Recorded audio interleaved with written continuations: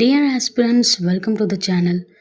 இன்றைக்கி current அஃபேர்ஸை one by ஒன்னாக பார்த்துடலாம். அதுக்கு முன்னாடி நம்ம சேனலை சப்ஸ்கிரைப் பண்ணாதவங்க சப்ஸ்கிரைப் பண்ணிவிடுங்க. Let's start the session. நேபாளத்தில் நடைபெற்ற ஜென் இசட் இளைஞர்கள் போராட்டம் தொடர்பான அறிக்கை இடைக்கால அரசிடம் சமர்ப்பிக்கப்பட்டுள்ளது.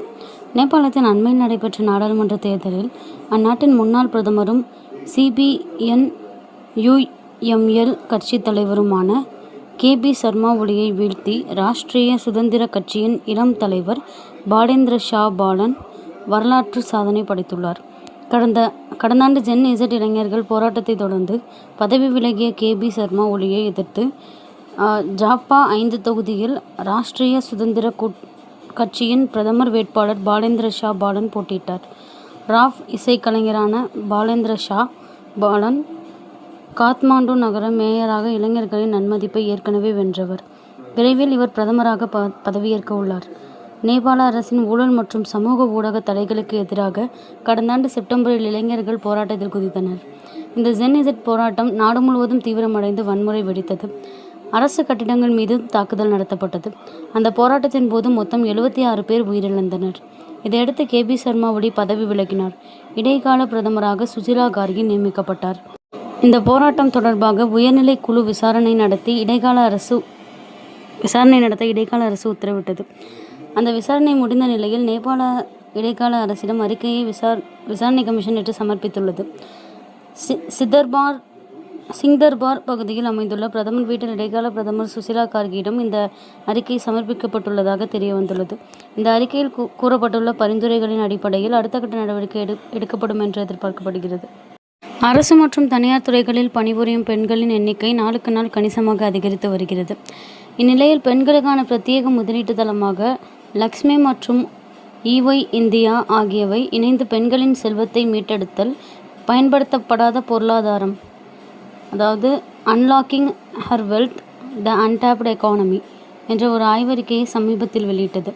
இதில் முதலீடு, சொத்துரிமை, வங்கிக் கணக்கு ஆகியவற்றில் பெண்களின் நிலை குறித்த தகவல்கள் இடம்பெற்றுள்ளன. இந்தியாவில் பல்வேறு நகரங்களில் 4000 பெண்களிடம் நடத்தப்பட்ட இந்த ஆய்வில் 55% பேருக்கு பரஸ்பர நிதி மியூச்சுவல் ஃபண்ட் பற்றி தெரிந்திருக்கிறது.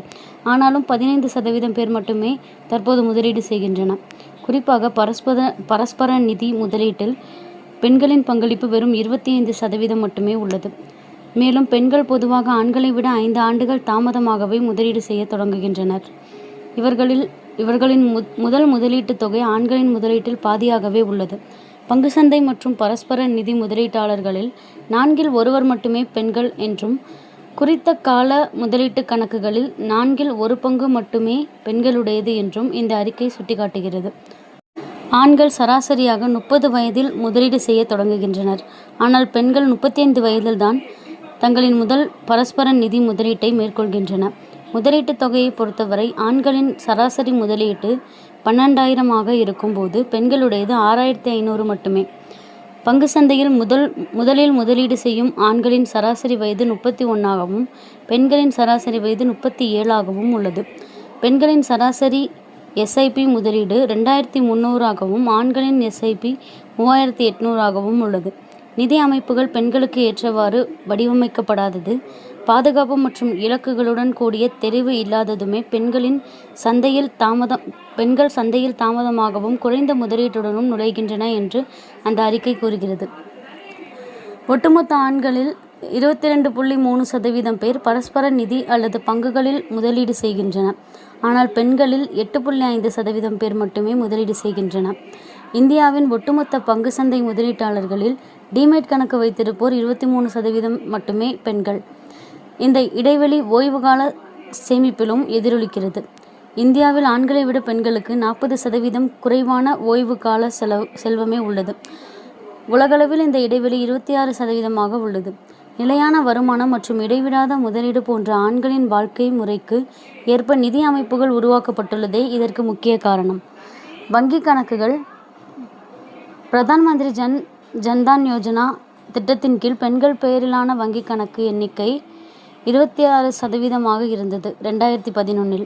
இது 2024 89% உயர்ந்துள்ளது. இருப்பினும் இவை பெரும்பாலும் அரசு பண பரிமாற்றங்களுக்காகவே பயன்படுத்தப்படுகின்றன. சொத்துரிமை. கடந்த 2015-16 37% இருந்த பெண்களின் சொத்துரிமை 2019-21 43% உயர்ந்துள்ளது. பெண்கள் பெயரில் பதிவு செய்யும் சொத்துக்களுக்கான முத்திரை தீர்வை சலுகைகள் இதற்கு உதவினாலும் கூட்டு பெயரில் இருக்கும் சொத்துக்கள் ஆண்களின் கட்டுப்பாட்டிலேயே உள்ளன.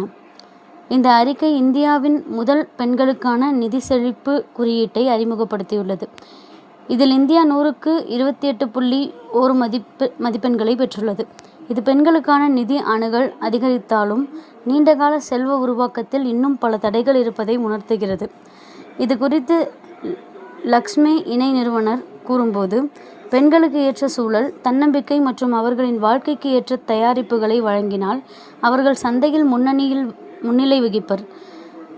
இந்திய பொருளாதாரத்தில் பெண்களின் முதலீட்டு பங்களிப்பை அதிகரிப்பதன் மூலம் சுமார் 40 லட்சம் கோடி கூடுதல் GDP வளர்ச்சியை அடுத்த 10 ஆண்டுகளில் எட்ட முடியும்.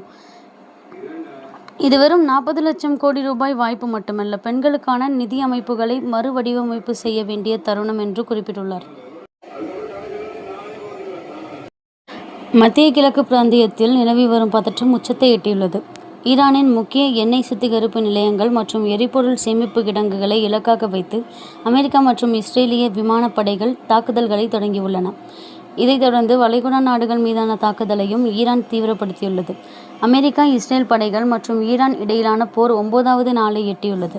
மத்திய கிழக்கில் உள்ள அமெரிக்க இராணுவ தளங்கள் மீது ஈரான் மற்றும் அதன் ஆதரவு பெற்ற ஆயுத குழுக்கள் தொடர் தாக்குதல்களை நடத்தி வருகின்றன. இதற்கு பதில் கொடுக்கும் விதமாகவும் ஈரானின் பொருளாதார வலிமையை குறைக்கும் நோக்கிலும் அதன் எண்ணெய் வளங்கள் மீது அமெரிக்கா மற்றும் இஸ்ரேல் படைகள் இணைந்து தாக்குதலை தீவிரப்படுத்தியுள்ளன. குறிப்பாக டெஹ்ரானில் உள்ள 4 எண்ணெய் கிடங்குகள் மீது இஸ்ரேல் நடத்திய வான்வழி தாக்குதலில் கச்சா எண்ணெய் வெளியேறி சாலைகளில் ஆறாக ஓடி தீப்பிடித்தது. இதனால் பொதுமக்களிடையே பெரும் பீதி ஏற்பட்டது.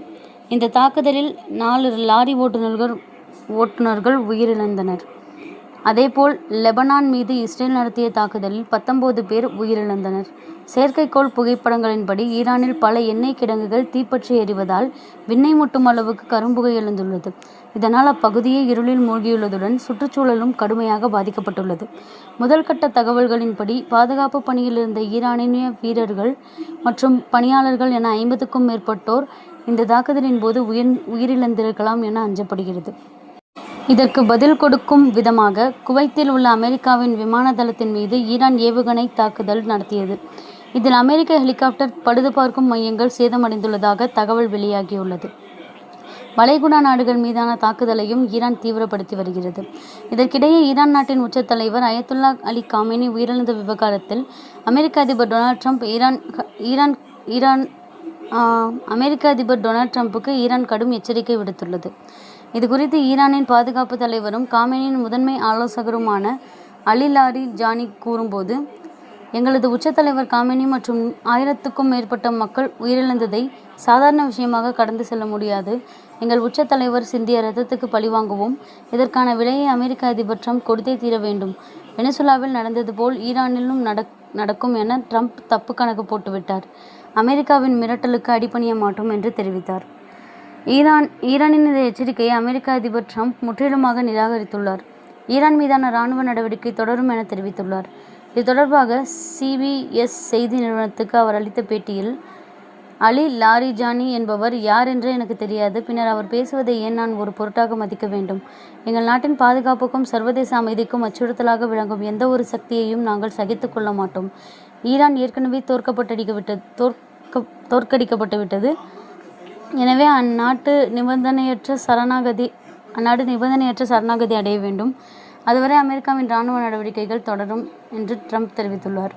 இதற்கிடையே அயத்துல்லா அலி காமேனி உயிரிழந்ததை தொடர்ந்து ஈரானின் அடுத்த உச்சத்தலைவர் யார் என்பது தேர்வு செய்யப்பட்டுவிட்டதாகவும், பாதுகாப்பு கருதி அவரது பெயர் உள்ளிட்ட விவரங்களை வெளியிடாமல் ஈரான் ரகசியம் காப்பதாகவும் கூறப்படுகிறது. ஈரானின் புதிய உச்சத்தலைவர் தேர்வு விவகாரத்தில் மூத்த மத குருமார்களை கொண்ட அமைப்பில் ஒருமித்த கருத்து எட்டப்பட்டுள்ளது.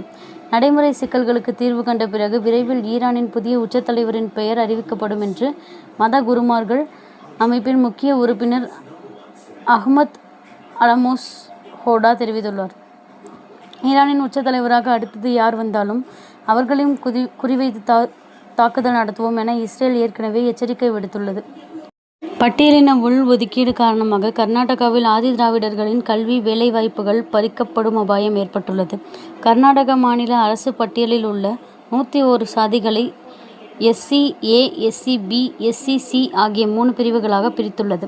மொத்தமுள்ள 17% இடஒதுக்கீட்டில் SC-A 6%, SC-B 6%, SC-C 5% உள் இடஒதுக்கீடு வழங்கப்பட்டுள்ளது. மேலும் 200 புள்ளிகளை கொண்ட இன சுழற்சி முறையும் வழங்கப்பட்டுள்ளது. இதில் SC-A பிரிவினருக்கு முன்னுரிமை அடிப்படையில் முதலிடம் அளிக்கப்பட்டுள்ள நிலையில் SC-B பிரிவுக்கு 14 இடமும் SC-C பிரிவுக்கு 21 இடமும் வழங்கி அரசு ஆணை பிறப்பித்துள்ளது. அரசின் இந்த முடிவால் SC-B மற்றும் SC-C பிரிவில் உள்ள 70க்கும் மேற்பட்ட சாதியினருக்கு கிடைக்க வேண்டிய கல்வி வேலைவாய்ப்பு இடங்கள் பறிபோகும் நிலை ஏற்பட்டுள்ளது.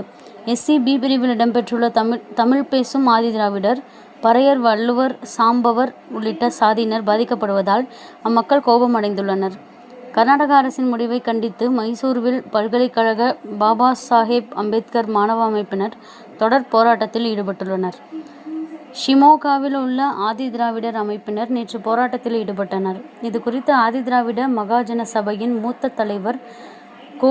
தேசிகன் பிள்ளை கூறுகையில், தமிழ்நாட்டில் அருந்ததியினருக்கு வழங்கப்பட்ட முன்னுரிமையுடன் கூடிய 3% உள் ஒதுக்கீட்டால் அங்குள்ள பறையர் உள்ளிட்ட 76 சாதியினர் கடுமையாக பாதிக்கப்பட்டுள்ளனர். தற்போது கர்நாடக அரசு முடிவால் இங்குள்ள SC-B பிரிவில் உள்ள சுமார் 1.5 கோடியினருக்கு கல்வி வேலைவாய்ப்பில் பெரும் பாதகம் ஏற்படும். அதிலும் குறிப்பாக தமிழ் ஆதி திராவிடர்கள் கர்நாடகா முழுவதும் சுமார் 60 லட்சம் பேருக்கு உயர்கல்வி நிலையங்களில் கல்வி கற்கும் உரிமையும் ஊக்கத்தொகையும் அரசு வேலை வாய்ப்பும் கிடைக்காமல் போகும். கர்நாடக உயர்நீதிமன்றத்திலும் இடஒதுக்கீட்டு முறைக்கு எதிராக வழக்கு தொடரப்பட்டுள்ளது. சித்தராமையா தலைமையிலான காங்கிரஸ் அரசு இதனை திரும்ப பெறாவிட்டால் வருகிற தேர்தலில் கடும் பின்விளைவை சந்திக்க நேரிடும் என்றார். முதல்வர் சித்தராமையாவின் சொந்த மாவட்டமான மைசூருவில் போராட்டம் நடப்பதால் அவருக்கு நெருக்கடி ஏற்பட்டுள்ளது. எதிர்க்கட்சியான பாஜகவும் SC-B பிரிவில் உள்ள சாதி அமைப்பினரும் காங்கிரசுக்கு எதிராக திரண்டுள்ளதால் பரபரப்பு ஏற்பட்டுள்ளது. பட்டியலின உள் ஒதுக்கீட்டுக்கு எதிராக மைசூருவில் நேற்று கண்டன பேரணி நடைபெற்றது. வன உயிரின பாதுகாப்பு சட்டத்தின் கீழ் 2001ஆம் ஆண்டு கடல்வாழ் உயிரினங்களான திமிங்கலம், டால்பின், கடல் பன்றி, கடல் பசு, கடல் ஆமை, கடல் குதிரை, கடல் சங்கு உள்ளிட்ட 52 வகையான உயிரினங்களை பிடிக்க மத்திய அரசு தடை விதித்தது. தொடர்ந்து இந்த பட்டியலில் 16 வகையான சுறா மீன்கள், 6 வகையான உளுவை மீன்கள், பவளப்பாறைகளில் வசிக்கும் சில மீன் இனங்களும் மற்றும் திருக்கை மீன்களில் யானை திருக்கை, முள்ளந்திருக்கை, குருவித்திருக்கை, கதிர்வாழ் திருக்கை, அடைத்திரள் திருக்கை மீன்களும் சேர்க்கப்பட்டன. மத்திய அரசால் முதலாக தடை செய்யப்பட்ட 52 வகையான கடல்வாழ் உயிரினங்கள் பற்றி மட்டுமே மீனவர்கள் மத்தியில் விழிப்புணர்வு உள்ளது. அவை வலையில் சிக்கினால் மீண்டும் கடலில் விடப்படுகிறது. ஆனால் தொடர்ந்து பல்வேறு காலநிலைகளில் தடை செய்யப்பட்ட மீன் இனங்கள், சங்குகள் பற்றிய போதிய விழிப்புணர்வு இன்றி அவற்றை தொடர்ந்து மீனவர்கள் பிடிப்பதும் விற்பனை செய்வதும் வழக்கம் போல் நடக்கிறது.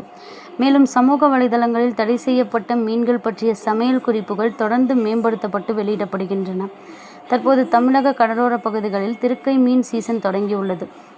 யானை திருக்கை, முள்ளந்திருக்கை, குருவித்திருக்கை, சோனகத்திருக்கை, ஆடாத்திருக்கை, புளியன் திருக்கை, கருவாத்திருக்கை, பூவாத்திருக்கை, மணர்த்திருக்கை, வவ்வால் திருக்கை உள்ளிட்ட வகைகள் பெரும்பாலும் மீனவர்களால் பிடிக்கப்படுகின்றன.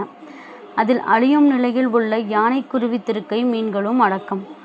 யானை திருக்கையின் உருவம் சிறியதாகவும் தோல் இறுக்கமாகவும் வால் மற்றும் கூர்மையான முட்களை கொண்டு தனித்துவமான உடல் அமைப்பை கொண்டுள்ளது.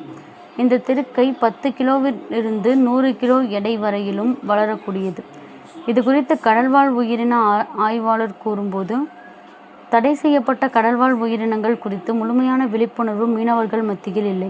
தடை செய்யப்பட்ட கடல்வாழ் உயிரினங்களை பிடிப்பது, வியாபாரம் செய்வது 1972ஆம் ஆண்டு வன உயிரின பாதுகாப்பு சட்டத்தின் கீழ் குறைந்தபட்சம் 3 ஆண்டுகள் முதல் 7 ஆண்டுகள் வரை சிறை தண்டனையும் 25,000க்கும் குறையாத அபராதத்துடன் கூடிய தண்டனை விதிக்க முடியும். இதுகுறித்து வனத்துறையினர் மீனவர்களுக்கும் கடலோர பகுதி மக்களுக்கும் விழிப்புணர்வு ஏற்படுத்த வேண்டும் என்று கூறினார். இன்றைக்கி கரண்ட் அஃபேர்ஸ் பற்றின உங்களோட ஒப்பீனியன்ஸை கீழே கமெண்ட்டில் ஷேர் பண்ணுங்கள். we will discuss about it. And then like பண்ணுங்கள், ஷேர் பண்ணுங்கள். Will see you on the next video.